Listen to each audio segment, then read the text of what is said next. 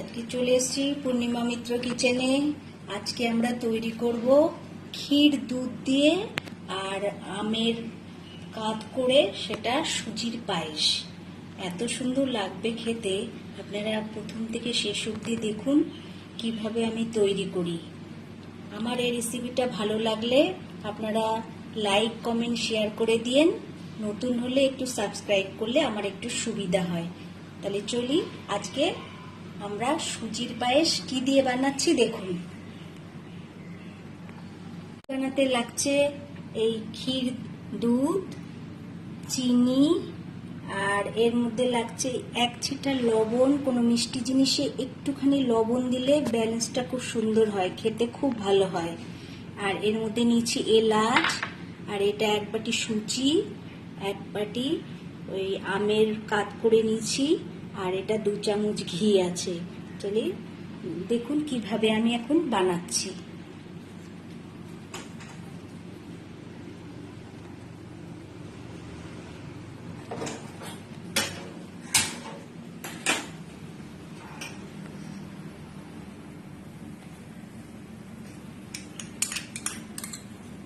দু চামচ ঘি দিয়ে দিলাম। এটা একটু গরম হোক।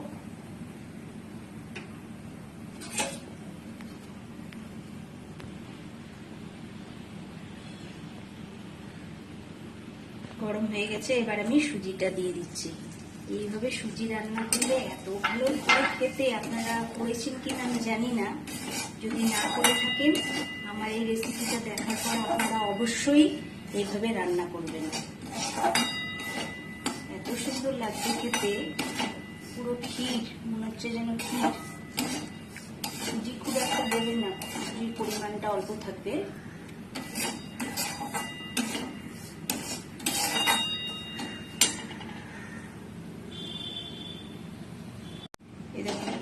সুন্দর লাল মতন ভাজা হয়ে গেছে। সুজি যখনই রান্না করবেন তখন কিন্তু সুজি ভাজা হয়ে গেলে দুধ বা জল আগে দেবেন না, আগে এইভাবে চিনি দিয়ে নেড়ে নেবেন। চিনি দিয়ে নাড়লে পরে সুজিটা এই যে ভাতের মতন অত নরম হবে না, খুব সুন্দর থাকবে। আগে চিনি দিয়ে ভালো করে নেড়ে নেবেন, আঠালোর মতন হয়ে গেলে তারপরে দুধটা দেবেন। এইভাবে সুজি করলে খুব ভালো হবে খেতে।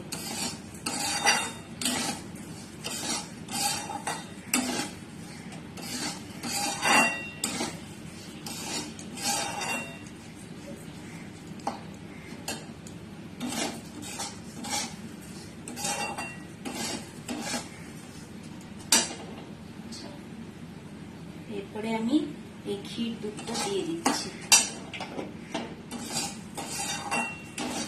এই যে ক্ষীর দুধটা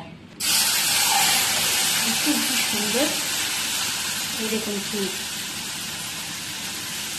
পুরো ক্ষীর।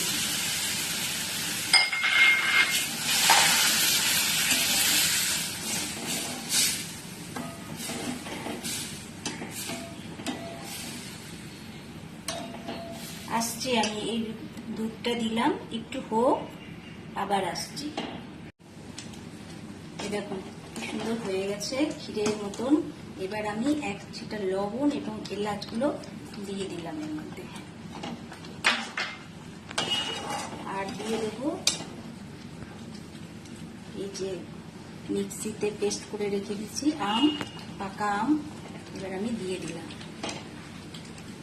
এইভাবে খেয়ে দেখবেন কি অপূর্ব স্বাদ হয়। গরমকালে এই সুজি আমের সিজনে খুব টেস্ট হয়, খুব টেস্ট।